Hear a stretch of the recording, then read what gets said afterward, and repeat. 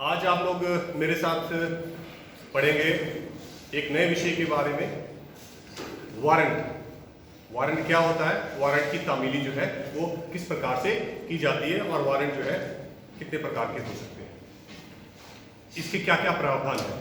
तो सबसे पहले इनके प्रावधानों के बारे में हम चर्चा करते हैं कि सीआरपीसी सन 1973 के अधीन सेक्शन 70 से लेकर के सेक्शन 81 और उसके बाद फिर 82-83 की अलग कार्रवाई है, वहां तक जो है वारंट की तामीली के प्रावधान दिए गए हैं। तो सबसे पहले हम बात चर्चा करते हैं कि वारंट एक्चुअली होते क्या है। वारंट न्यायालय के द्वारा जारी एक ऐसा अधिकार पत्र है जिसमें न्यायालय किसी अपराधी या किसी साक्ष्य को अपने समक्ष प्रस्तुत होने के लिए कहता है। यानी न्यायालय किसी पुलिस अधिकारी को या किसी और सिविल अधिकारी को भी ये अधिकार पत्र देता है कि जिसके लिए वह वारंट निकाला गया है उस व्यक्ति को गिरफ्तार कर करके न्यायालय के समक्ष प्रस्तुत करे। तो आइए जल्दी से हम इन प्रावधानों के बारे में बात करते हैं। तो सेक्शन जो 70 है वो बताती है कि वारंट का प्रारूप कैसा होगा। तो वारंट का प्रारूप, जैसे मैंने पिछली बार बताया, सम्मन, तो सम्मन की तरह ये भी एक लिखित डॉक्यूमेंट है, लिखित अथॉरिटी है। उसमें जो है सील होगी न्यायालय की, न्यायाधीश के जो है उसमें सिग्नेचर होंगे और सबसे ऊपर की बात इसके अंदर यह है कि जिसके विरुद्ध ये वारंट निकाला गया है उसका नाम पता जो है उस पे होगा, परंतु उसमें कोई ऐसी फिक्स तिथि निर्धारित नहीं की जाएगी। उसमें जो है सिर्फ एक अधिकार दे दिया गया है कि आप गिरफ्तार कीजिए और उसको लेकर के आइए, तथा इसके साथ साथ उस अधिकारी का नाम लिखा होगा जो इसे तामील करने के लिए जाएगा। अब बात आती है कि उस अधिकार पत्र में क्या लिखा होगा। एक इसके अंदर न्यायालय के पास जो है ये अधिकार है कि वह चाहे तो उसके अंदर एक शब्द इसमें बीच में लिख दे कि यदि वह व्यक्ति गिरफ्तार आप करते हैं और वो अपनी प्रतिभूतियां और एक अपना जो है बंद पत्र वो आपको देता है तो आप उसे छोड़ करके उन बंद पत्रों के साथ और प्रतिभूतियों के साथ अपनी रिपोर्ट न्यायालय में पेश कर दें। तो ये जो है ये सेक्शन 71 के अंदर ये अधिकार जो है न्यायालय को प्राप्त है। इसके बाद बात आती है कि ये अधिकार किसको दिया जाता है। तो सेक्शन 72 जो है इसके बारे में बताती है कि ज्यादातर आम तौर पर जो है इसका अधिकार पुलिस अधिकारी को दिया जाता है कि वह इसकी जो है तामीली कराए, परंतु इसके विपरीत न्यायालय किसी और व्यक्ति को भी जो है इसकी तामीली करने के आदेश जारी कर सकती है।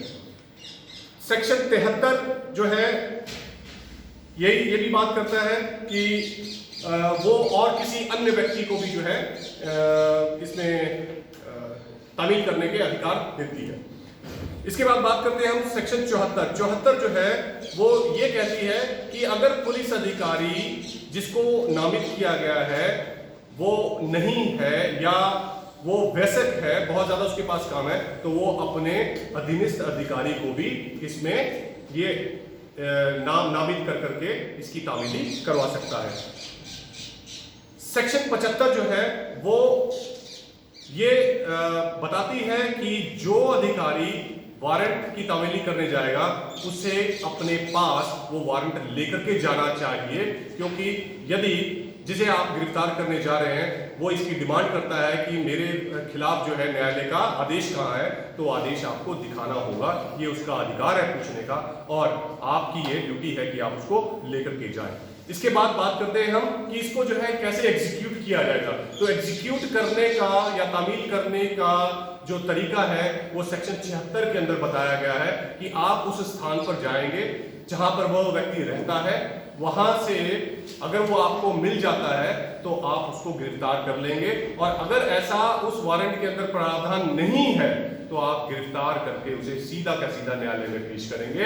अन्यथा यदि उसके अंदर लिखा गया है और उसके द्वारा किया गया अपराध वो जमानती अपराध है तो आप उसका बंद पत्र और श्योरिटीज लेकर के कि वो किस तिथि को उसको जो है पाबंद करेंगे कि वो उस तिथि में न्यायालय के समक्ष पेश हो जाए, ऐसा करके भी आप इसको जो है तामील करके आ सकते हैं। इसके बाद सेक्शन 78, सेक्शन 79 और सेक्शन जो 80, ये सारे प्रावधान हैं।